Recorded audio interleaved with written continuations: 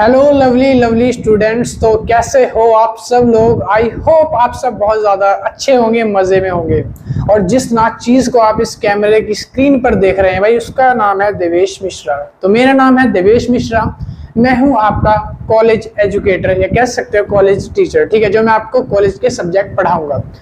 आज मैं आपको इस वीडियो में सिखाने वाला हूं आपके 8th सेमेस्टर बीकॉम SOLDU के जो बच्चे हैं, यानी कि जो भी बच्चे दिल्ली यूनिवर्सिटी में अपने सेमेस्टर 8th में हैं, अब जो सेमेस्टर 8th के एग्जाम देने वाले हैं नेक्स्ट मंथ से, तो उनके लिए स्पेशल सीरीज हम लोग चालू कर रहे हैं, नई सीरीज जिसका नाम है, अभी फिलहाल जो मैंने बुक 1 स्टार्ट करी है जो आपके कोर कोर्सेज में लगने वाली है। तो बुक का नाम पहले आप समझ लो, वो है फाइनेंशियल टेक्नोलॉजी एंड एनालिटिक्स, ठीक है। तो ये बुक हम स्टार्ट कर रहे हैं सभी दिल्ली यूनिवर्सिटी के 8th सेमेस्टर वाले बच्चों के लिए। और अभी मैं इतने दिनों तक भाई वीडियो कंटिन्यूस नहीं डाल पा रहा था क्योंकि हमारे घर के कंस्ट्रक्शंस का काम चल रहा था। तो 7 से 8 महीने शायद हो चुके हैं मैं जब तक गायब था, बट आज से मैं कंटिन्यूस आपके लिए रेगुलरली वीडियोस अपलोड करूंगा।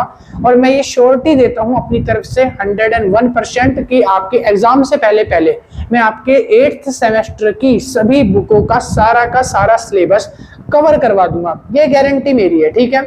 दूसरी चीज, आपको अगर इसके नोट्स वगैरह बाय करने हैं, जैसे मैं आपको बोर्ड में पढ़ाऊंगा, तो इन सबके नोट्स यानी कि इनको किस तरीके से एक्सप्लेनेशन में करना है, शॉर्ट एक्सप्लेनेशन, तो उसके लिए मैंने धीरे धीरे अपनी टीम को कह दिया है, वो आप लोगों के लिए दिन रात बैठकर मेहनत कर रही है भाई, नोट्स प्रिपेयर हो रहे हैं।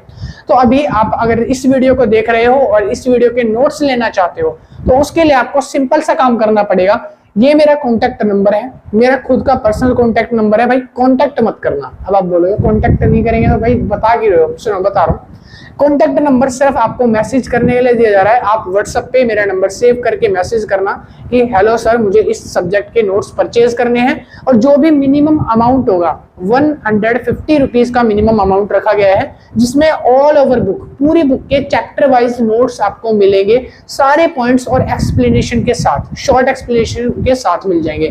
तो जो भी बच्चा नोट्स बाय करना चाहता है वो व्हाट्सएप पे कॉन्टैक्ट करके या हमें डीएम करके व्हाट्सएप के जाके नोट्स को बाय कर सकता है, ठीक है। कॉल थोड़ा मत करना, क्योंकि क्या होता है काफी बार कॉल हम वीडियो वगैरह रिकॉर्ड कर रहे हैं तो पिकअप नहीं कर पाते, तो मत करना यार, छोड़ो, ठीक है। तो आज से शुरू करने जा रहे हैं हम सेमेस्टर 8th के लिए पूरी सीरीज। बीकॉम वाले बच्चे जो भी हैं, चाहे आप ऑनर्स में हो या आप प्रोग्राम में हो, अगर आपके पास 8th सेमेस्टर में ये सारे सब्जेक्ट हैं जो मैं आपको वीडियो में पढ़ाऊंगा, तो आप इस वीडियो को जरूर से देखिए। अपने कोई ग्रुप्स वगैरह हैं, टेलीग्राम वगैरह है, तो उनको भी जाके ज्वाइन कर लेना, वहां भी मेरी वीडियोस को शेयर वगैरह कर देना, ताकि बाकी जो आपके फ्रेंड्स वगैरह हैं उनकी हेल्प हो सके, ठीक है। और भाई पहला लेक्चर है, तो थोड़ी सी रिक्वेस्ट ये है आप सबसे कि ये जो सब्जेक्ट है थोड़ा नया आया है, अगर छोटी मोटी गलतियां हो जाए तो माफ कर देना, और कमेंट में ना भाई बता देना, अगर कोई भी अच्छी चीज हो मेरे लिए या कोई सजेशन वगैरह हो वो जरूर से डाल देना, ठीक है। और टेंशन मत लो, एग्जाम से पहले भाई मैं हूं ना, आपके सारे के सारे सिलेबस को कवर करवाने वाला हूँ, वो आप बिना टेंशन के आराम से सिर्फ पढ़ाई पे ध्यान दो, ठीक है। चलिए भाई शुरू करें फिर आज का चैप्टर। आज हम पढ़ने जा रहे हैं चैप्टर नंबर 1। चैप्टर नंबर आप 1 कह सकते हो या आप कह सकते हो यूनिट नंबर 1, क्योंकि जो आपकी दिल्ली यूनिवर्सिटी का स्टडी मटेरियल आया है ना, उसमें सिर्फ पॉइंट है। मैं उन पॉइंट्स को एक्सप्लेन करने वाला हूं और सारे पॉइंट्स को आपको इतने अच्छे तरीके से समझाने वाला हूं इस एक वीडियो के बाद। भाई आपको कहीं कोई वीडियो की जरूरत नहीं पड़ेगी देखने की, और एग्जाम में ना जो मैं पढ़ाऊंगा इसी में से एज इट इज एग्जाम में क्वेश्चन पेपर उठ के आएंगे, ठीक है। इसी टॉपिक्स में से क्वेश्चन पेपर आएंगे, जो नोट्स में मैंने लिखा है उन्हीं में से क्वेश्चन बन के आएंगे। तो अगर आप चाहते हो उन्हें बाय करना, तो आप व्हाट्सएप पे जाके मैसेज कर सकते हो।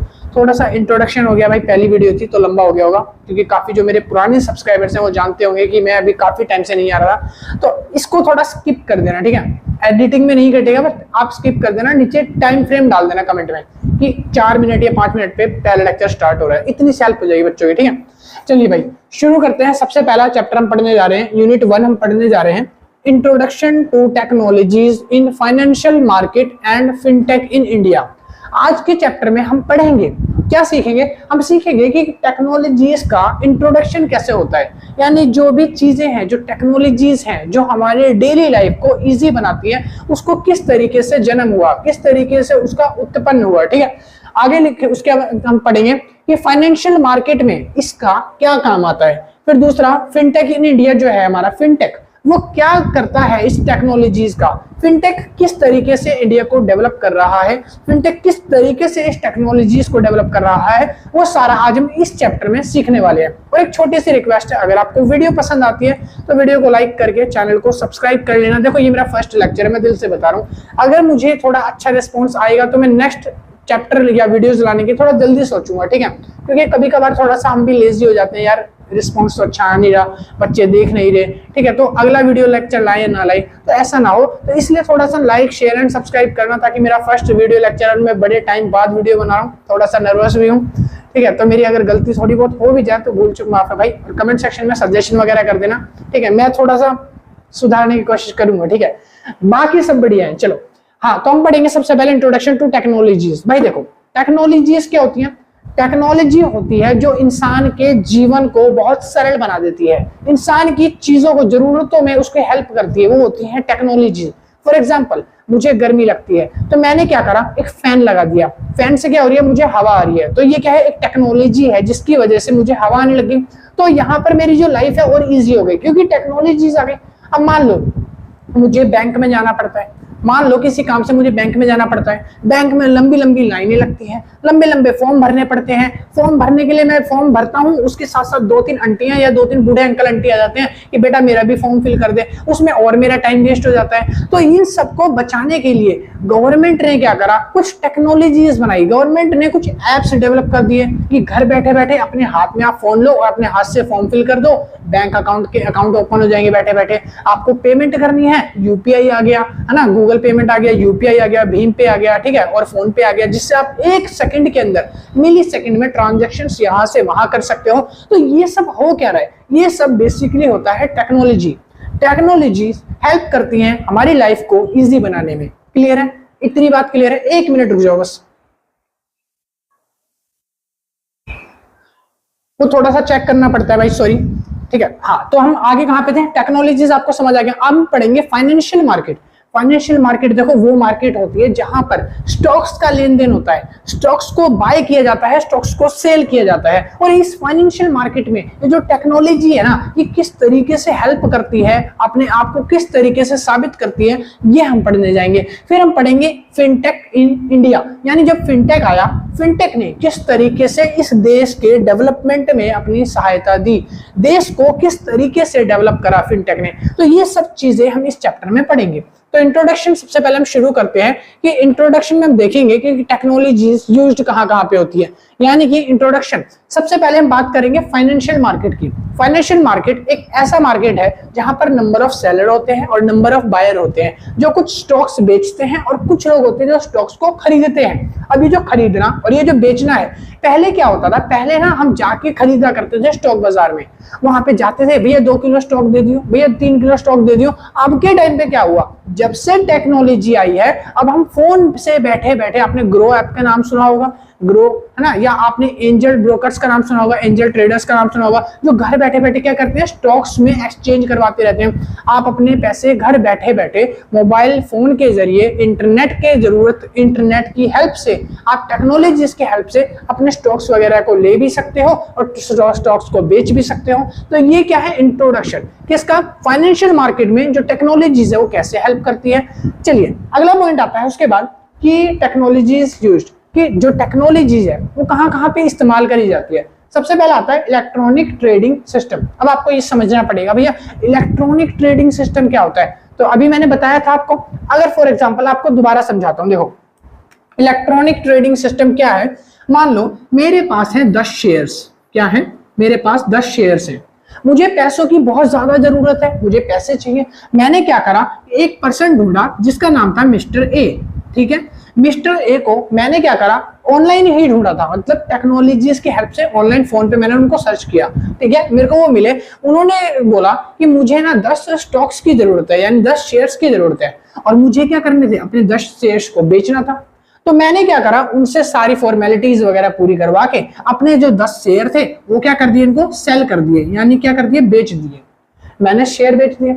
अब मुझे नए शेयर खरीदने थे, मान लो मार्केट में एमआरएफ टायर नाम सुना है, और भी बहुत सारी ऐसी कंपनियां जैसे टाटा वगैरह की, जिनके कुछ नए नए प्रोडक्ट्स आते रहते हैं, मुझे उनके शेयर्स बाय करने थे। तो मैं क्या उनके वहां ऑफिस जाऊंगा? नहीं भाई, मैंने क्या करा, अपना फोन का इस्तेमाल किया, मैंने अपनी शक्तियों का इस्तेमाल किया, टेक्नोलॉजीज का इस्तेमाल किया, मैंने नए शेयर्स को खरीद लिया। अब इससे हुआ क्या, इससे ये हुआ कि इलेक्ट्रॉनिक ट्रेडिंग हो गई मेरी क्या हो गई, इलेक्ट्रॉनिक ट्रेडिंग, यानी ऑनलाइन घर बैठे बैठे एक टेक्नोलॉजीज की हेल्प की मदद से मैंने क्या करा, एक शेयर खरीद लिया और एक शेयर बेच दिया, है ना। इसको बोलते हैं इलेक्ट्रॉनिक ट्रेडिंग सिस्टम। ये इस तरीके से काम करता है। अब क्या भैया, अब आपके दिमाग में क्वेश्चन नहीं आया? क्वेश्चन तो आया होगा। कौन सा क्वेश्चन भैया? यही नहीं आया हमारे दिमाग में तो। अरे क्वेश्चन ये है ना कि क्या भैया मैं घर बैठे बैठे अमेरिका की वहां से कोई स्टॉक खरीद सकता हूँ? तो भाई आंसर है बिल्कुल यस। आप यहाँ घर बैठे बैठे अमेरिका की कंपनी से कोई स्टॉक खरीदना चाहो तो आप बिल्कुल खरीद सकते हो। कोई माइकल लाल आपको मना नहीं करेगा। हाँ, 1% है जो मना करेगा, आपकी मम्मी आपके पापा मना करेंगे, डांटेंगे जरूर एक बार कि स्टॉक खरीद लूं। मम्मी बोलेगी है ये सब क्या होता है स्टॉक, तो घर में दाल चावल बना चल, ठीक है। अच्छा, दूसरा आगे उसके बाद लिखा है मैंने एल्गोरिथमिक ट्रेडिंग। अब इसको समझो क्या होता है। देखो, एक होता है एल्गोरिथम।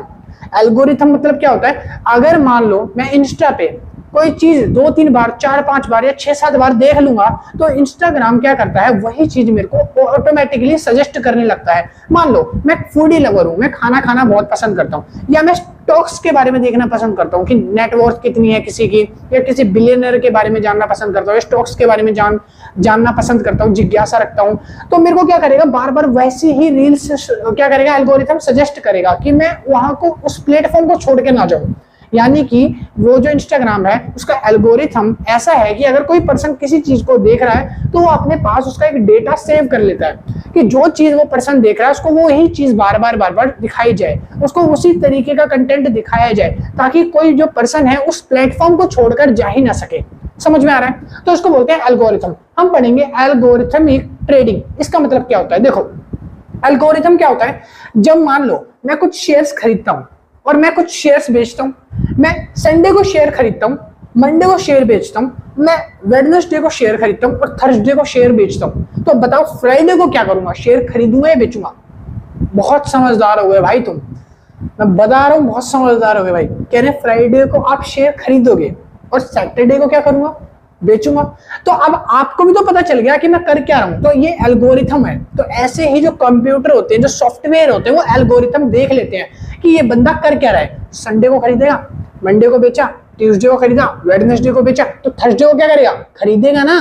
तो यही तो एल्गोरिथम है। अब ऑटोमेटिकली ही जैसे ही थर्सडे आएगा, कंप्यूटर मेरे फोन पे नोटिफिकेशन दे दनादन भेजेगा, बोलेगा कि भैया एल्गोरिथम सजेस्ट कर रहा है कि आज आपको स्टॉक खरीदने हैं। अगर मेरे ध्यान से भी उतर जाएगा तब भी वो मेरे को बता देगा। क्यों? ये एक एल्गोरिथम है, उसको पहले ही पता चल चुका मेरी एक्टिविटी में आगे क्या करने वाला हूं। ठीक है, वो यही चाहता है कि इससे क्या हो, सामने वाले की जो चीजें हैं वो आसान हो जाए। मान लो अगर मेरे को कभी याद ना रहा कि आज मुझे स्टॉक खरीदने, फिर यार मेरा तो बड़ा नुकसान हो जाएगा। तो एल्गोरिथम सजेस्ट करता है, वो हेल्प करता है कि आपको ट्रेडिंग करनी है उसमें। समझ में आया? इसको बोलते हैं एल्गोरिथम ट्रेडिंग। यानी किस तरीके से एल्गोरिथम आपको बेटर तरीके से जानता है, आपकी हेल्प करता है किसी चीज को खरीदने में। क्लियर है? चलिए अगला पॉइंट आता है आर्टिफिशियल इंटेलिजेंस। देखो, आर्टिफिशियल इंटेलिजेंस को छोटे में ना अभी के टाइम पे बहुत ज्यादा चल रहा है, बहुत ज्यादा डिमांड में है, ठीक है, मार्केट में, जिसको बोलते हैं एआई। एआई यू का हुआ है भैया, एआई। ठीक है भाई, सुनो बताता हूं। अरे रुक जा, बता रहा हूं भाई, सुनो। हाँ, तो हम बात कर रहे हैं एआई, यानी कि आर्टिफिशियल इंटेलिजेंस। अरे वही तो आर्टिफिशियल इंटेलिजेंस होता है जो तुम्हारी हूबहू शक्ल बना देता है। जब आपने इंस्टाग्राम पे रील्स वगैरह देखी होंगी ना, कोई बन गया मिस्टर बीस्ट, कोई बन गया शाहरुख खान, कोई बन गया सलमान खान, ठीक है, एआई से दे दनादन वीडियोस पे वीडियोस अपलोड हो रही हैं। वही तो एआई है। क्या एआई सिर्फ रील्स में काम करता है, रील्स बनाने का काम करता है? नहीं भाई, एआई और भी बहुत सारे काम करता है। पहला काम होता है मार्केट का प्रेडिक्शन करता है।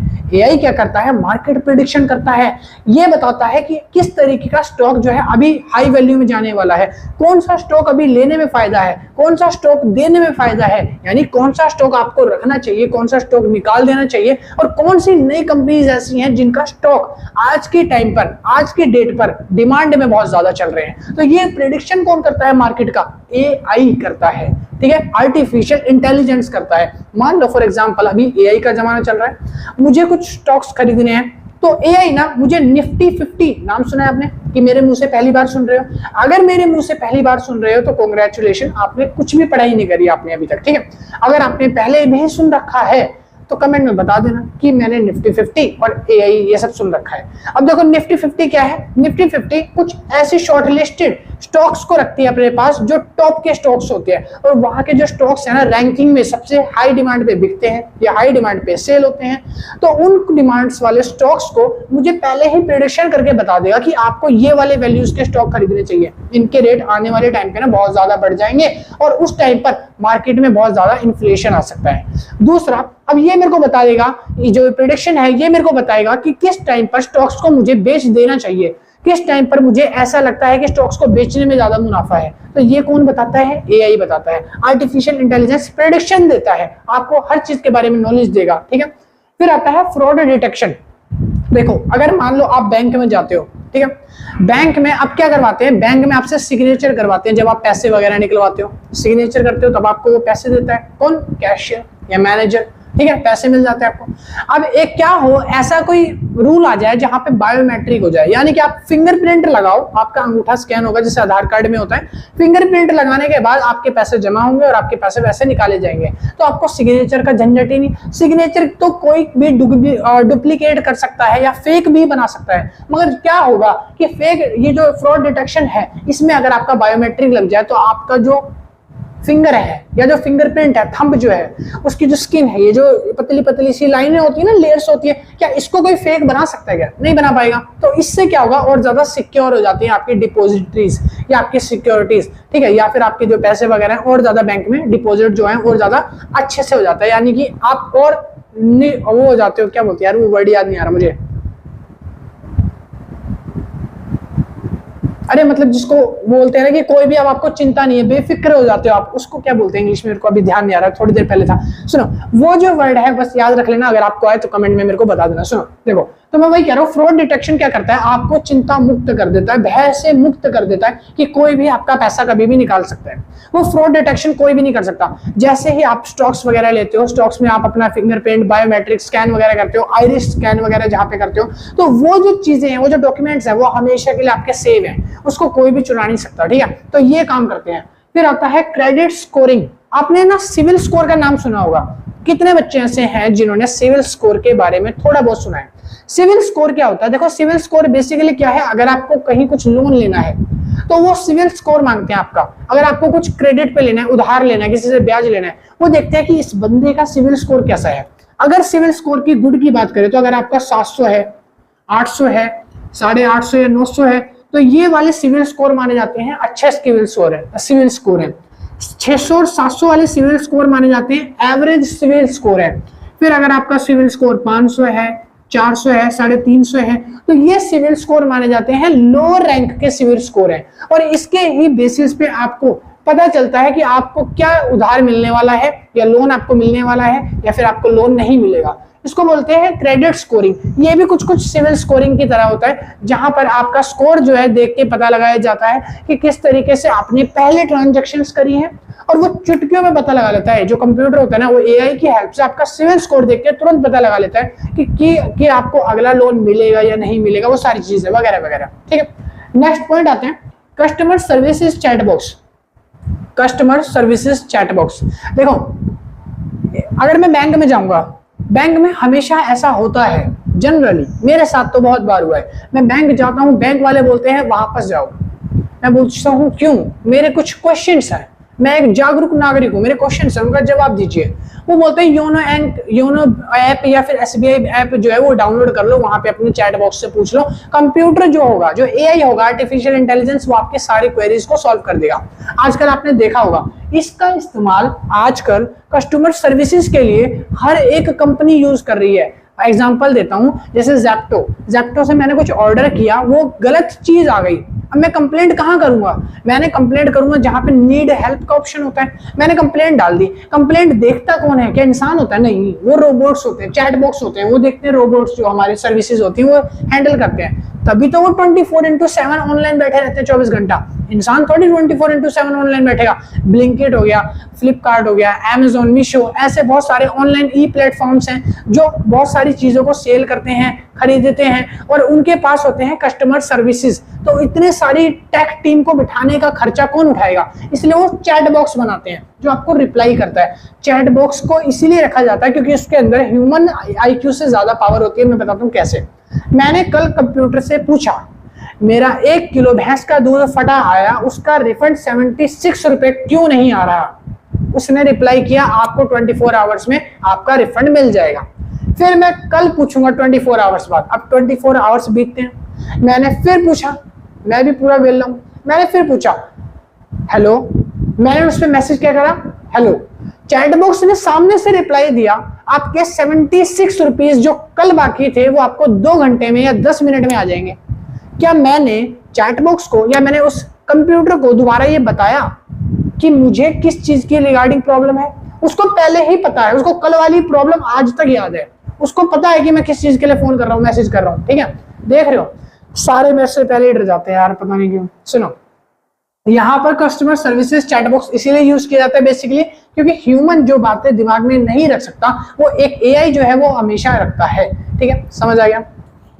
हाँ, अगला पॉइंट चलते हैं। नेक्स्ट पॉइंट है ब्लॉकचेन टेक्नोलॉजी। अब हम बात करेंगे blockchain technology. Blockchain technology basically एक ऐसी टेक्नोलॉजी है जहां पर आप लोगों को कुछ एडवांसमेंट दी जाती है, यानी कि कुछ अच्छी चीजें दी जाती हैं। पहला पॉइंट आता है ट्रेड फाइनेंस। ट्रेड फाइनेंस का मतलब होता है, आप ना पहले के टाइम पे देखते थे कि जब बिजली का बिल आया करता था, अभी के टाइम पे भी होता है, जब बिल आता है ना तो बिल जो है वो 2 तरीके से आता है। या तो पेपर वाले डॉक्यूमेंट पे, वो पतला सा पेपर आता है बिजली के बिल का जिसमें लिखा रहता है आपने इतनी रीडिंग आई है, आपकी फलाना दिन से फलाना दिन तक आपने इतनी यूनिट्स कंज्यूम करी है, आपका बिल 1000 रुपया आया है या 1200 आया है, वो लिख के एक पेज ब्लू कलर का आता है। ठीक है, और अब जो बिल है वो एक ऑनलाइन भी आ रहा है। ऑनलाइन जब बिल आने लग जाता है ना तो उसको बोलते हैं पेपरलेस। क्या बोलते हैं?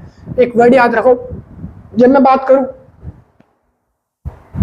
हार्ट अटैक तो नहीं आ रहा हूं, कोई नहीं याद कर रहा होगा, कोई मुझे छोड़ो। सुनो, ट्रेड फाइनेंस। ट्रेड फाइनेंस में मैंने बताया कि अब आप ना पेपरलेस सोसाइटी में आ रहे हो। अब आप क्या कर रहे हो, धीरे धीरे टेक्नोलॉजीज का यूज कर रहे हो, आप धीरे धीरे समझदार हो रहे हो। आपको पता चल चुका है कि भाई पेड़ काट काट के पेपर बनाएंगे तो एक टाइम पर पेड़ खत्म हो जाएंगे तो ऑक्सीजन नहीं मिलेगी। अब इसलिए क्या करा, कैशलेस होता है जैसे, यानी कि अब आपको वॉलेट रखने का झंझट ही नहीं, आप UPI, फोन पे, बैंक ऐसे ऑनलाइन अब फोन में हो जाता सारा कुछ, है ना। ऐसे ही उन्होंने पेपरलेस कर दिया कंट्री को। अब तो आजकल ज़ेप्टो वाले भी पेपरलेस कर रहे हैं। बस मेरे को डर इस बात का है किसी दिन फोन पे रख रख के सामान ना भेजने लग जाए, फोनों में सीधा फोटो भेज देंगे, अब देख लो आपकी आलू सही आई है, ठीक है। पेपरलेस करते जा रहे हैं वो लोग भी। ज़ेप्टो वाले पहले देते थे एक थैला ब्राउन कलर का, या ब्लिंकिट वाले देते थे थैला ब्राउन रंग का, कागज का थैला, मोटा सा, बढ़िया होता था। ठीक है, उसको मैं इकट्ठा भी कर रहा था, इकट्ठे हो चुके थे मेरे, इतने सारे हो गए थे, 50-60 हो गए। फिर उसके बाद उन्होंने पॉली बैग देना चालू कर दिया। पॉली बैग के कुछ टाइम बाद उन्होंने वो भी देना चालू नहीं करा, उन्होंने सब बंद कर दिया। और बोल क्या रहे हैं कि हम पेपरलेस सोसाइटी बना रहे हैं, एनवायरमेंट फ्रेंडली है पेपरलेस। पेपरलेस करते जा रहे हैं। ठीक है, यानी कि कोई भी आपको चीज करनी है अब आप ऑनलाइन कर दो, फोन से कर दो, पेपरलेस हो जाएगा। आपको बैंक में जाना है तो बैंक में इतना बड़ा फॉर्म फिल करने की जरूरत नहीं है। बैंक के फॉर्म फिल करोगे तो इतना बड़ा पेज आपको वो देंगे तो उसमें कितना पेज वेस्ट होगा, पेपर कितना वेस्ट होगा। इसलिए वो क्या करते हैं, पेपरलेस। ऑनलाइन फॉर्म निकाल दिया, बस ऑनलाइन फॉर्म पे टिक मार्क करके भर दो फोन से और जमा करा दो, पेपर की जरूरत ही नहीं है, पेपरलेस हो गया सारा का सारा। तो ट्रेड भी आजकल पेपरलेस हो चुके हैं। अगर आपको कोई भी डॉक्यूमेंट है आपका, वो आपको रखना है संभाल के, तो सोचो अगर आपको मैं कोई कागज का टुकड़ा दे दूं, मैं बोलूं इसको 50 साल तक संभाल के रखो, क्या रख पाओगे? किसी दिन तो वो कागज जो है मैश हो जाएगा, येलो पड़ जाएगा, फट जाएगा, है ना, और उस पर बहुत सारे रिंकल्स आ जाएंगे, झुर्रियां आ जाएंगी। एक टाइम के बाद वो सल गड़ के गल सड़ के खराब हो जाएगा। अब मैंने बात करा पेपरलेस की, और अगर वही डॉक्यूमेंट मैं फोटो खींच के आपको फोन में भेज दूं, आपने किसी ड्राइव वगैरह में सेव कर लिया, तो 50 साल बाद भी अगर मैं उस फोटो को या तस्वीर को देखूंगा तो वो कैसी रहेगी? बिल्कुल चमचमाती हुई, बिल्कुल खिली खिली गुलाब की पंखड़ियों जैसी लगेगी, है ना, जैसे आपकी क्रश है। ओए होए, किसी की क्रश नहीं हो सकती, हो सकता है आप लोग सिंगल हो। अरे मैं तुझसे ही बात कर रहा हूँ भाई, तेरी क्रश तो है नहीं, तू क्यों स्माइल कर रहा है? चलो छोड़ो, बात काम की करते हैं। ठीक है, बहन कह रही है मेरा तो BF है, कोई बात मत कर, आगे नहीं। चलो सुनो, हम बात कर रहे हैं ट्रेड फाइनेंस की। तो सारा कुछ पेपरलेस हो गया, जैसे आप फोटो देख के खुश हो जाते हो, है ना, पेपरलेस हो गया वैसे। अब अगला पॉइंट आता है क्रिप्टो करेंसी क्या होती है। देखो क्रिप्टो करेंसी का मतलब होता है एक ऐसी करेंसी जो आपके इंटरनेशनल भी चलती है और यहाँ भी चलती है। जैसे मान लो 10 रुपए है, अगर मैं 10 रुपए इंडिया में चलाना चाहता हूँ, 10 रुपए इंडिया में चल जाएंगे जिसपे गांधी जी की फोटो बनी रहती है। क्या वही 10 रुपए इंटरनेशनल में मैं जाऊँ विदेश में, मैं अमेरिका चला गया, मैं वो ले जाके गांधी जी का 10 का नोट दे रहा हूँ, बोल रहा हूँ इसको चला लो, एक्सेप्ट कर लो, क्या वो मनी जो है वहां के रूल्स के अकॉर्डिंग एक्सेप्टेबल होगी? क्या वहां के बैंक उसको एक्सेप्ट करेंगे? नहीं करेंगे। सिंपल सी बात है, मेरे को एक्सचेंज करानी पड़ेगी। क्रिप्टो करेंसी एक ऐसी करेंसी है जो आपको एक्सचेंज नहीं करानी पड़ती। आप इंडिया में चलाओ या आप इंटरनेशनल में चलाओ, ये सारी जगह चलती है। जैसे बिटकॉइंस हैं आपके, जिनकी वैल्यूज बहुत ज्यादा है, आज के टाइम पे डिमांड बहुत ज्यादा है, ऐसे ही क्रिप्टो करेंसीज होती हैं। ये एक अलग ही तरीके की डिजिटल करेंसीज होती हैं, ठीक है, डिजिटल करेंसीज। जैसे देखो अभी मैं आपको एग्जांपल देता हूँ, बच्चों को समझ नहीं आएगा कि डिजिटल करेंसी क्या है। तो अगर मैं दिल्ली मेट्रो की बात करूं तो दिल्ली मेट्रो में 2 तरीके से टिकट्स आ सकती हैं।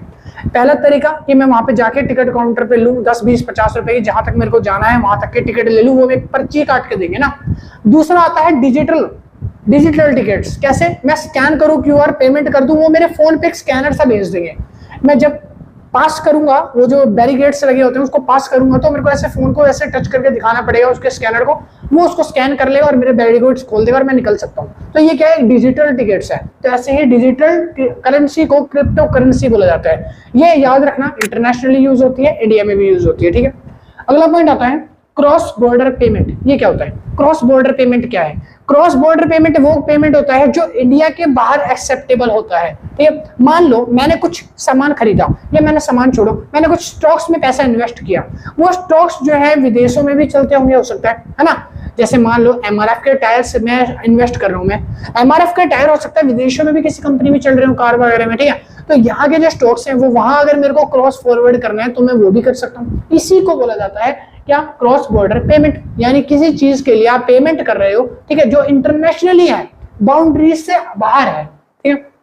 आगे आते हैं big data and cloud computing. देखो ये टॉपिक इंपॉर्टेंट है, इस टॉपिक पे इन निशान लगा लो कि ये टॉपिक भाई बहुत ज्यादा इंपॉर्टेंट है, इंपॉर्टेंट, ठीक है। एग्जामिनर एग्जाम में आपका जब पेपर होगा ये क्वेश्चन दे सकता है कि what is big data and what is meant by computing. Computing क्या है, यानी क्लाउड कंप्यूटिंग, और बिग डेटा क्या होता है। देखो बिग डेटा का मतलब तो आप ऐसे समझो कि दुनिया में करोड़ों की आबादी है। करोड़ों तो मैंने बहुत कम बोल दिया, अभी के टाइम पे फिलहाल जो आबादी है 2023 के सेंसस के अकॉर्डिंग जो भी अभी हुई थी, उसमें पाया गया था कि जो पूरे वर्ल्ड की पॉपुलेशन है वो तकरीबन जाके 8 बिलियन है, 8 बिलियन, ठीक है। तो देखो जितनी भी आबादी है करोड़ों में, अभी बिग डेटा की बात कर रहे हैं तो इसमें ना इंडिया की अगर मैं बात करूं, सिर्फ इंडिया में जो 140 है जो भी है, इतनी आबादी में से मोस्टली जो लोग हैं वो फोन पे यूज करते हैं ना, बात सही है ना। फोन पे यूज करते हैं और साथ साथ पेटीएम यूज करते हैं, गूगल पेमेंट यूज करते हैं, या क्यूआर स्कैनर से ऑनलाइन पेमेंट जो ट्रांजेक्शन यूज करते हैं, मैं भी यूज करता हूं। बैंक में देखो एआई ने कितना फास्टेस्ट टेक्नोलॉजी को ग्रो कर दिया है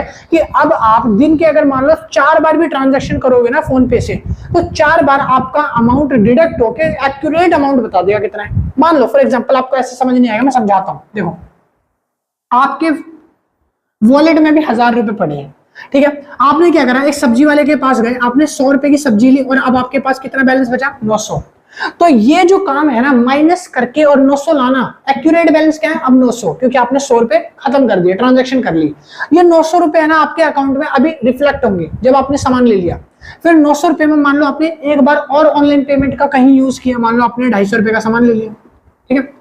900 में से 250 रुपए माइनस कर दो, तो जो भी पैसे बचेंगे, फॉर एग्जांपल 500, 600, 700, 650, जो भी पैसे आपके बच रहे हैं, वो पैसे दोबारा रिफ्लेक्ट करेंगे ना कि अब आपका बैलेंस इतना है। वो देखो सेकंड के बाद जैसे जैसे आप ट्रांजेक्शन करते जा रहे हो, आपका जो कंप्यूटर है वो ट्रांजेक्शन के साथ साथ आपका एक्यूरेट बैलेंस मेंटेन करता हुआ चल रहा है। समझ रहे हो मेरी बात? एक्यूरेट बैलेंस को मेंटेन करता हुआ चल रहा है। अब आप बोलोगे इसमें बड़ी बात क्या है? भाई बड़ी बात यह है कि आप अकेले इकलौते नहीं हो जो ऑनलाइन पेमेंट यूज कर रहे हो। दुनिया भर में, वर्ल्ड के दुनिया भर में कितने लोग हैं, सारे के सारे एक टाइम पर, अगर मैं देखूं तो एक टाइम पर ऑनलाइन पेमेंट एक बार में हजारों करोड़ों ट्रांजेक्शन होते होंगे। आप यहाँ कुछ खरीद रहे हो, दुनिया भर में और कहीं कोई लोग क्या खरीद रहे हैं, और सबका एक्यूरेट बैलेंस मेंटेन कौन कर रहा है? वही एक एप्लीकेशन जो आप यूज कर रहे हो, फोन पे या पेटीएम, उनका सॉफ्टवेयर इतना तगड़ा है कि वो एक्यूरेट बैलेंस को मेंटेन कर पा रहे हैं, ठीक है। इसको बोला जाता है बिग डेटा। इसको बोला जाता है बिग डेटा। समझ आया बिग डेटा? बिग डेटा का मतलब आपको समझ आया?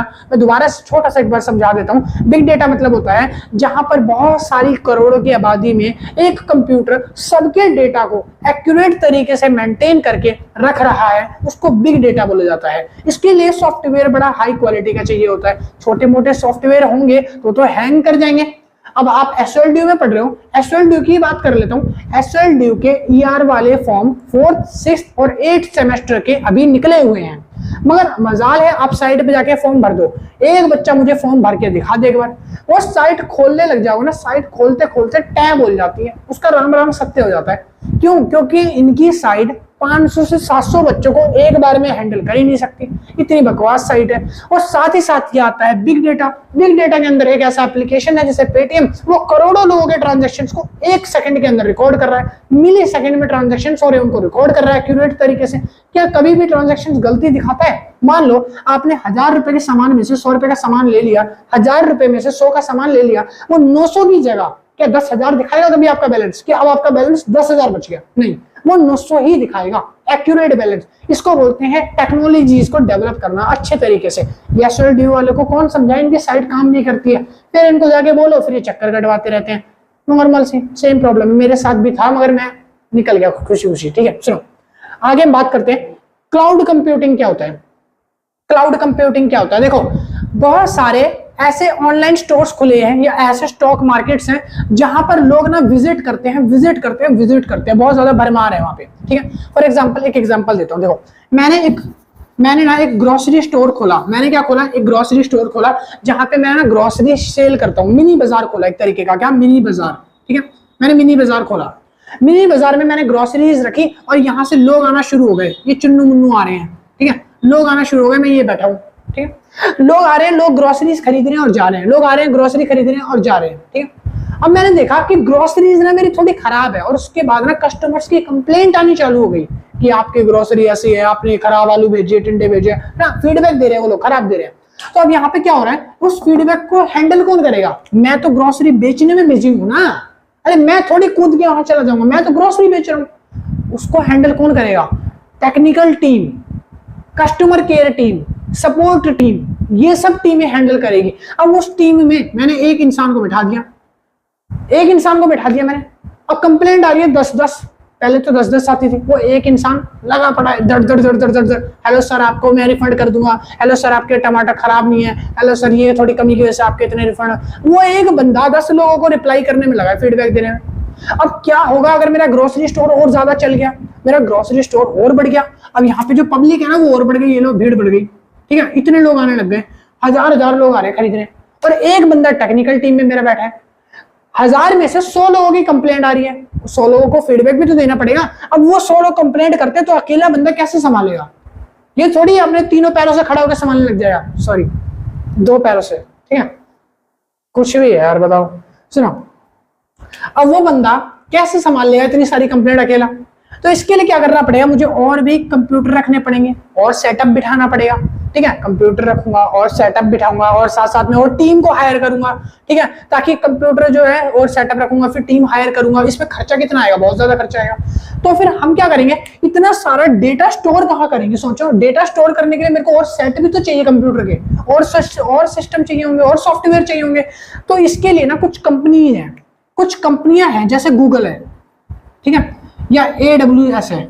कुछ ऐसी कंपनियां जैसे गूगल हो गया, AWS हो गया, ज़रोदा हो गया, ऐसी बहुत सारी कुछ कंपनियां हैं जो ना क्या बेचती है? डेटा स्टोरेज बेचती है। क्या बेचती है? डेटा स्टोरेज बेचती है। ठीक है, इन कंपनियों ने देखा कि मेरे पास बहुत सारी फीडबैक आती है और बहुत सारी कंप्लेंट आती है और मैं हैंडल नहीं कर पा रहा। इन कंपनियों ने बोला, आप हमसे हमारा सॉफ्टवेयर क्यों नहीं खरीद लेते? हमारा सॉफ्टवेयर ले लो। जैसे हमारा सॉफ्टवेयर ले लोगे तो जितने टाइम तक आपको यूज करना है, उसमें अपना डेटा डालना है, उसमें आपको जो भी कंप्लेंट फाइल करनी है सारे रखो। उसमें अनलिमिटेड स्पेस है, क्योंकि फोन में भी एक टाइम के बाद स्पेस भर जाता है ना। आप कितने भी जीबी का फोन ले लो, 126, 128, 512, 256, कितने भी जीबी ले लो, एक टाइम के बाद वो भी कम पड़ जाएगा। और जिस टाइम के बाद वो कम पड़ जाएगा, फिर आप क्या करोगे? नया फोन ढूंढोगे या स्टोरेज ढूंढोगे या कुछ फाइल वगैरह रखने के लिए कुछ बड़ी चीज सिस्टम लाओगे, है ना।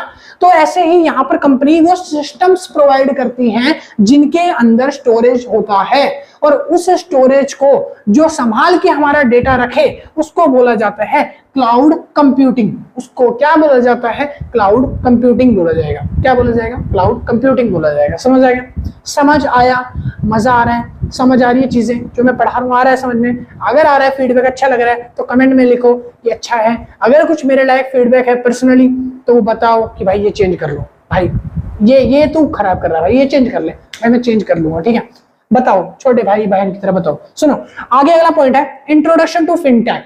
फिनटेक क्या है भाई? फिनटेक एक तरीके की कंपनी है या कह सकते हैं सॉफ्टवेयर है जो अपनी इंडिया को डेवलप करने में हेल्प कर रहा है, टेक्नोलॉजी प्रोवाइड कर रहा है। उस टेक की नॉलेज से इंडिया आज विकसित हो रहा है। इंडिया के अंदर नए नए इन्वेंशंस हो रहे हैं, इंडिया में नई नई चीजें आ रही हैं। ठीक है, पहले के टाइम पे आप बैंक जाते थे तो बैंक जाके लंबी लंबी लाइनों में यूं पसीने टपक रहा होता था। ठीक है, 6-6 घंटा लाइन लगती थी, फिर उसके बाद एक लंच टाइम हो जाता था तो और 2 घंटा लग जाता था। टाइम जा रहा है, पेपर खराब हो रहे हैं, इतनी लंबी लंबी देर लग रही है, धूप में गर्मी में पसीना निकल रहा है। उससे बचाने के लिए फिनटेक ने क्या करा? टेक्नोलॉजी डेवलप करी, टेक्नोलॉजी लाया और उसने क्या करा? जितने भी फाइनेंशियल मार्केट के ट्रांजैक्शंस हैं, मैंने क्या बोला? जितने भी फाइनेंशियल मार्केट के ट्रांजैक्शंस हैं उन सबको इजी वे में कन्वर्ट कर दिया। जैसे कि अगर आपको सब्जी लेनी है, घर बैठे बैठे ग्रोसरीज ऐप है। अगर आपको खाना मंगवाना है, ज़ेप्टो, ज़ोमैटो वगैरह वगैरह वाले ऐप डाल दिए। अगर आपको बैंक जाना है तो उसके लिए योनो, एसबीआई और इंडिया बैंक, पंजाबी बैंक, तो ऐसे बहुत सारे बैंक के एप्लीकेशन बना दिए। आज हर चीज, अगर आपको टिकट बुक करनी है एरोप्लेन की, ट्रेन की, फ्लाइट की, जहाज की, वो सारे के सारे एप्लीकेशंस आपके फोन में हैं। बिल पे करना है इलेक्ट्रिसिटी का, आपको वहां नहीं चक्कर काटने, आपके फोन में ही मिल जाएगा। आपको रिचार्ज करवाना है, पहले के टाइम पे दुकानों पे घूमा करते थे, अब आप घर बैठे बैठे कर सकते हो। तो ये सारी क्या है? टेक्नोलॉजी है। बेसिकली फिनटेक क्या कर रहा है? फिनटेक अगर कोई पूछे what is meaning bye fintech, fintech क्या है, फिनटेक को डिफाइन करो, तो लिखना कि फिनटेक एक टेक्नोलॉजी डेवलप करता है। ठीक है, फिनटेक डेवलप करता है टेक्नोलॉजीज जो फाइनेंशियल मार्केट में हेल्प करती है कंट्री की, जो हर तरीके के स्टॉक्स हो गया, एक्सचेंज हो गया, आधार हो गया, केवाईसी हो गया, ऐसे डॉक्यूमेंट्स को स्टोर करके रखती है, साथ ही साथ उसको एक्सप्लेन करना। ठीक है, और अब सुनो, ये सब चीजें जो है ये इंट्रोडक्शन टू फिनटेक में आ जाएगी। आपको मीनिंग समझ आ गया फिनटेक का? जो भी मैंने बताया समझ आ गया। फिनटेक यही है बेसिकली। फिर लिखा है फिनटेक डिजिटल इनोवेशन। फिनटेक ने क्या क्या डिजिटली इनोवेट किया है, क्या क्या चीजों को आज डिजिटल बना दिया है। तो पहला काम है बैंकिंग। बैंकिंग में पहले जहां लाइनें लगती थी, ठीक है, कस्टमर के पास जाके आप चक्कर काटते थे, मैनेजर बोलता था पहले वो नंबर पे जाओ, 2 नंबर काउंटर से फॉर्म लेके आओ, 2 नंबर काउंटर वाली मैडम बोलती थी 3 नंबर पे जाओ, पहले वहां से सिग्नेचर लेके आओ, सिग्नेचर कराने जाओ वो बोलते मैनेजर के पास परमिशन लेके आओ। बस चक्कर पे चक्कर काट रहे थे। अब आजकल क्या हो गया है, जो एप्स आ गए हैं उनकी मदद से आप डिजिटली बैंकिंग में आप इनरोल करा सकते हो। बैंक वाले खुद घर घर आपके आके केवाईसी करके जाएंगे, ऐसी टेक्नोलॉजी आ गई है। ठीक है, दूसरा आ गया पेमेंट सिस्टम। आजकल पेमेंट सिस्टम चुटकियों में हो रहा है। पहले के टाइम पे पेमेंट जो है काफी ज्यादा कैशलेस हो गया यार देश आजकल। कम ऑन यार, डेवलप हो गए यार तुम लोग। अभी भी अगर तुम जेब में वॉलेट और 10-10 रुपए लेके घूम रहे हो ना, तो भाई लानत है, लानत है यार। कुछ फोन वोन खरीदो, आईफोन वगैरह लो यार। ऑनलाइन यूज करना चालू क्यों नहीं करते ब्रो? ऑनलाइन करो। ये बहन तो कह रही है मैं शाम को 10 रुपए लेके मोमोज लेने जाऊंगी। यार नहीं यार, आप भी डेवलप करो बहन। सुनो, पेमेंट जो है वो ऑनलाइन हो गई है। अब जैसे आप यूपीआई हो गया, जितने भी ट्रांजैक्शन आप यूपीआई कर सकते हो। अगर आपको गांव में मामा के, मौसी के, चाचा के, ताऊ के, किसी की शादी में, फूफा के कन्यादान देना है, ऑनलाइन कन्यादान दे दो, ऑनलाइन ट्रांजैक्शंस कर दो, मनी ट्रांसफर कर दो। अमेरिका में कोई फूफा चाचा ताऊ है, गिफ्ट देना है, यहाँ से कुरियर कर दो, पोर्ट कर दो, सीधा अमेरिका जाके गिरेगा। तो ये क्या है, पेमेंट आसान हो गई है। मिली सेकंड के अंदर चुटकियां बजाते, आंख पलक झपकते आपका ट्रांजैक्शन हो जाते हैं। अब आप कहाँ जेब में हाथ डालोगे, कहाँ वो 10 का नोट निकालोगे गांधी जी को, कहाँ फिर बोलोगे भैया ये फट रहा है, इसको थोड़ा बदल के दे दो, भैया इस पर रंग लगा है, इस पर टेप लगी है। वो भैया भी फिर यूं देख रहा होता था कि कल तूने मेरे को फटा नोट दिया, मैंने तो रख लिया था, अब मेरे से मांग रहा है, चेंज कर गया। तो अब आप कैश लेस हो गए हो यार, कैश लेस हो गए हो। कैश भी नहीं रहा, बस फोन रख लो अपने पास। ठीक है, जो आप सेल्फी लेते हो ना ऐसे पाउट बना बना के, दोस्तों के साथ इंस्टाग्राम में लगे रहते हो, वही फोन है जो काम आएगा कैशलेस में। समझ में आ रही है? समझ में आ रही है? पर्सनल जा रहे हैं, बताओ फिर। सुनो, फिर आता है लैंडिंग। लैंडिंग क्या होता है? हाँ, थोड़ा सा दर्द है, कह रहा कोई छोड़ के चला गया।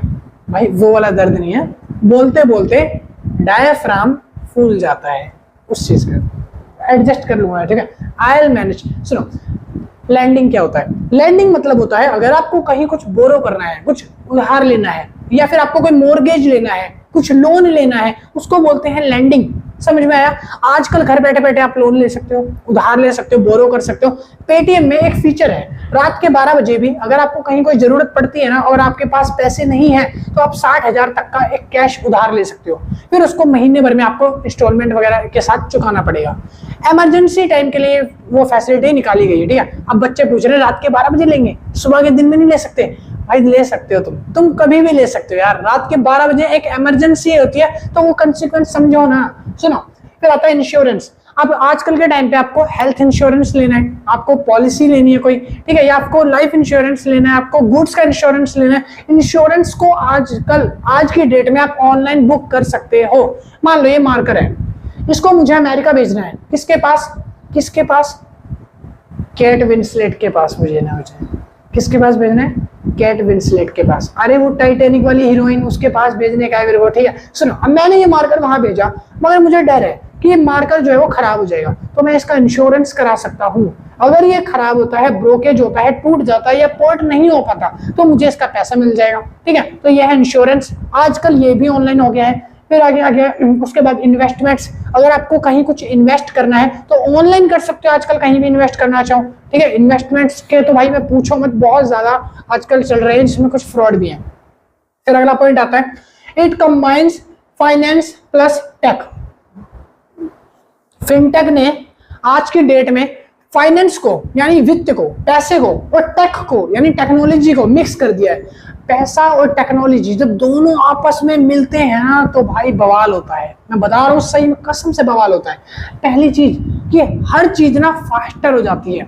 आपके पास टेक्नोलॉजी है, दुनिया को किस तरीके से क्या बेचा जाए वो दिमाग है आपके पास, एक एआई है, एक टेक्नोलॉजी है, और मेरे पास पैसा है। दोनों को मिला के दुनिया को लूटना चालू नहीं कर दे, फास्टर यानी कि किस तरीके से जल्दी आप चीजों को बना सकते हो टेक्नोलॉजी लगा के। दूसरा चीपर, आपके पास दिमाग और पैसा है ना भाई, तो कसम से बता रहा हूं आप चीजों को इतना सस्ता भी बना सकते हो ना कि पूछो मत। अगर मैं 10 रुपए का बाहर से कोई पेज खरीद के लाता हूं, या मैं उसी पेज के पैसे बचा के मैं ऑनलाइन किसी को कोई डॉक्यूमेंट भेज देता हूं पीडीएफ बना के, क्या पीडीएफ बनाने में कोई पैसा लगता है? फ्री है ना, तो वो चीपर हो गया, उस पेपर की कॉस्ट में चीपर पड़ जाएगा मेरे को, ठीक है।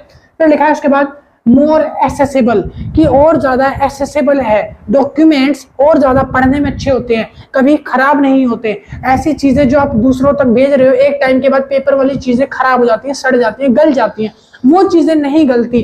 आप ट्रेड ले रहे हो, आप स्टॉक्स ले रहे हो, वो इतने ज्यादा एक्सेसिबल हैं कि आप कहीं भी कभी भी उसको देख सकते हो। अब आपको स्टॉक ऐसे गोदी में लेके घूमने की कोई जरूरत नहीं है भाई, ये बहन ध्यान से सुनो। फिर उसके बाद क्या लिखा, मोर ट्रांसपेरेंट। आजकल ऑनलाइन चीजें बहुत ज्यादा ट्रांसपेरेंट हो गई है, पता है कैसे? मैं बताता हूँ आपको। देखो, अगर मान लो आपको फ्लिपकार्ट से या कोई अमेज़न वगैरह से एक एलसीडी टीवी खरीदना है, तो उस एलसीडी टीवी के लिए आप अगर दुकान में पता करने जाओगे ना, तो दुकान वाले आपको अपने कस्टमर को बेचने के लिए चीजों को अच्छा ही अच्छा बताएंगे, उसके प्रोस बताएंगे, कॉन्स नहीं बताएंगे, है ना, समझ रहे हो? प्रोस बताएंगे, कॉन्स नहीं बताते ज्यादा। मगर अगर वही चीज अगर आप लेने जा रहे हो और वो ऑनलाइन लेना चाहते हो, तो आप YouTube से यानी इंटरनेट की हेल्प से, टेक्नोलॉजी है ना ये, टेक्नोलॉजी की हेल्प से आप पता कर सकते हो उसके प्रोस क्या है, कॉन्स क्या है। मैं कोई फोन खरीदना चाहता हूं तो उसके अंदर क्या क्या चीजें अच्छी हैं, क्या क्या चीजें बुरी हैं, वो मैं पहले ही पता कर सकता हूं। तो यही है मोर ट्रांसपेरेंट। जो चीज आपको अंधेरे में रखती है वो है कस्टमर्स को रखते हैं, कौन? ग्राहक को कौन रखते हैं? शॉपकीपर, दुकानदार। मगर अब जो ऑनलाइन मार्केट है वहां पे सारी चीजें ट्रांसपेरेंट है, 1 रुपए की भी धोखाधड़ी नहीं है यहाँ पे, ठीक है। अगर आप जेन्युइनली किसी साइट पे विजिट करो, तब लोकल पे जाओगे तो भाई सर ही पटकोगे, ठीक है। सुनो, अगला पॉइंट है नेचर ऑफ फिनटेक। अब फिनटेक के नेचर की बात कर लेते हैं कि फिनटेक का नेचर कैसा होता है। पहला लिखा है टेक्नोलॉजी ड्रिवन, यानी कि फिनटेक ने इतनी ज्यादा टेक्नोलॉजी एडवांसमेंट कर दिया है कि हर जगह आपको इजी हो जाता है चीजों को डिक्लेयर करने में, चीजों को समझाने में या समझने में। फिर आता है कस्टमर सेंट्रिक। अब कस्टमर जो है वो धीरे धीरे क्या कर रहा है, धीरे धीरे डेवलप कर रहे हैं। पहले कस्टमर क्या करते थे, आप लोग क्या करते थे जब आप, अरे वो गोरिल्ला बन के घूमते थे ना, हो करके गोरिल्ला जब बन के घूमते थे तो आप चिंगारी ऐसे जलाते थे और पत्थर में आग लग जाती थी। अब आप डेवलप हो गए यार, 2024 चल रहा है, 21st सेंचुरी में हो। अब आप क्या करोगे, कस्टमर सेंट्रिक हो गए हो। अब आप चीजों को समझ रहे हो कि ज़ेप्टो से मैंने कुछ ऑर्डर किया, सामान खराब आया, मैंने ब्लिंकिट या जोमेटो से कुछ ऑर्डर किया, सामान खराब आया, तो कंप्लेंट कैसे करनी है, रिफंड कैसे लेना है, इस चीज में तो भाई समझाने की जरूरत नहीं है। बहुत तेज हो भाई तुम। थर्ड हमारा आ चुका है, लिखा है डेटा बेस्ड डिसीजन मेकिंग, यानी अब आप लोग जो है वो डेटा के हिसाब से अपना डिसीजन बना सकते हो। ठीक है, किसी चीज के अकॉर्डिंग अगर आपको कुछ देखना है तो उसमें उसके जो डेटा है उसको चेक करके आप अपना डिसीजन ले सकते हो, उसके बारे में राय बना सकते हो कि वो सही चीज है या गलत चीज है। अगर आपको कहीं कुछ पैसे इन्वेस्ट करने हैं, कहीं किसी मार्केट में पैसे डालना है, तो आप वो चीज देख सकते हो, उसके बारे में राय बना सकते हो। फोर्थ पॉइंट आता है उसके बाद लो कॉस्ट ऑपरेशंस, यानी कि यहाँ पर आपका जो खर्चा है वो कम आता है क्योंकि सारी चीजें डिजिटलाइज्ड हो गई है। और जब से डिजिटलाइज्ड चीजें हुई है ना, तो बहुत सारी चीजें ऐसी हैं जो पैसा बचा रही हैं। जैसे आपका पेपर जो है वो बच गया, पेपरलेस हो गई चीजें, ठीक है, और साथ ही साथ आपका टाइम बच जाता है। ठीक है, और भी बहुत सारी चीजें जो ऐसे ट्रेंड हो रही है। फिर उसके बाद लिखा है फास्ट एंड ऑटोमेटेड सर्विसेज, यानी कि जो आपकी सर्विसेज है और ज्यादा पहले से फास्ट हो गई है। पहले के टाइम पे क्या था कि अगर आपको बैंक जाना है या फिर आपको कहीं बिजली दफ्तर तक जाना है, अगर छोटी सी मिस्टेक हो गई, फिंगरप्रिंट आपके मैच नहीं हो रहे या आपके साइन मैच नहीं हो रहे, आपको 3-4 चक्कर काटने पड़ते हैं। या फिर आपको मान लो केवाईसी करवानी है, या फिर आपको फोन नंबर अटैच कराना है, या आधार कार्ड लिंक करवाना है, तो ऐसे चीजों के लिए आपने बैंकों में जाके धक्के खाए होंगे। मैं रियल बता रहा हूं, मैंने भी खाए हैं।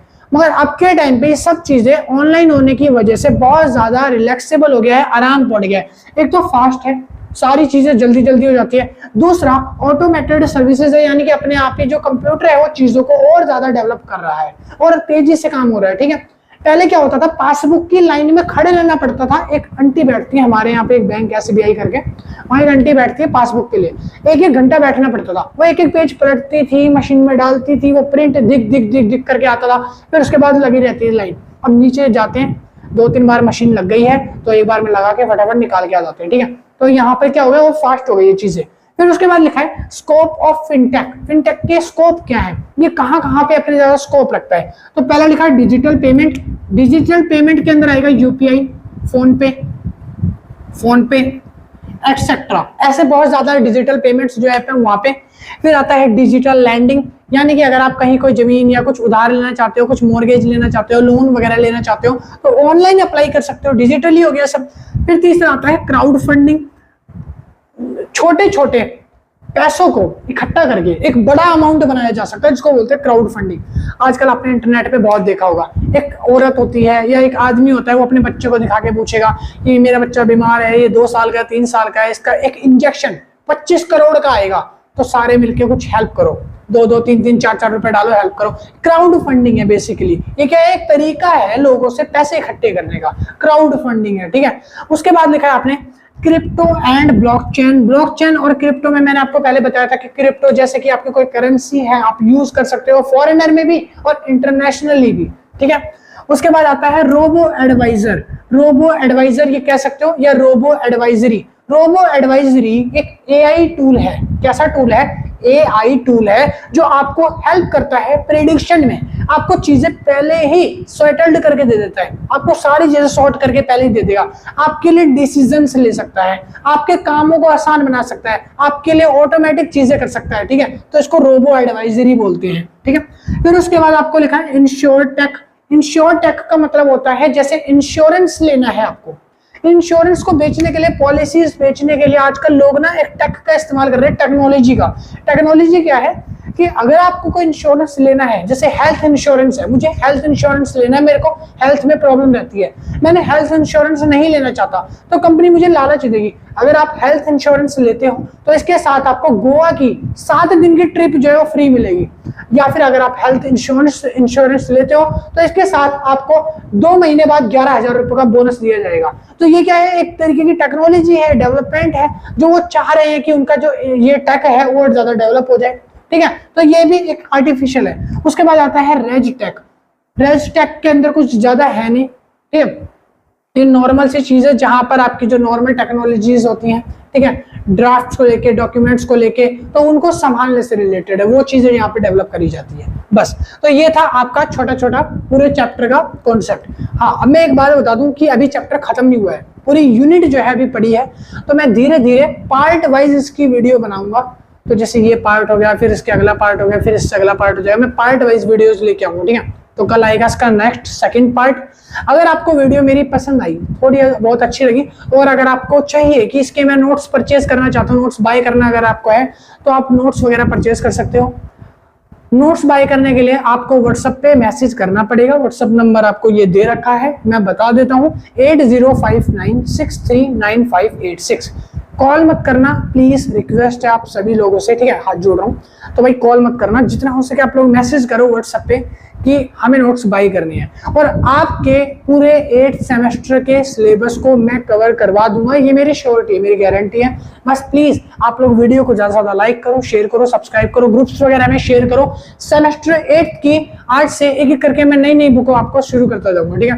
मैंने जैसे आपको वादा किया था कम्युनिटी पोस्ट में कि मैं 23rd से अपनी वीडियोस बनाना शुरू कर दूंगा, और आपको पहली वीडियो 23rd अप्रैल को मिलेगी, तो मैंने वो वादा पूरा किया, ठीक है। मिलता हूं नेक्स्ट वीडियो में, थैंक यू। और जैसे भी आपका सजेशन होगा वो जरूर फीडबैक देना कि वीडियो कैसी लगी, अच्छी लगी, समझ आया कॉन्सेप्ट या नहीं आया, कुछ कमी है तो वो बता देना, मैं उसको जरूर से सुधारने की कोशिश करूंगा। और थोड़ी बहुत गलती लगी, लैंग्वेज थोड़ी अटपटी लगी हो मेरी, तो भाई उसके लिए माफी चाहूंगा, अगली बार से उसको सुधारूंगा। Thank you, keep watching, love you all. इसको उतार लो फटाफट, नेक्स्ट पार्ट आएगा बाद में।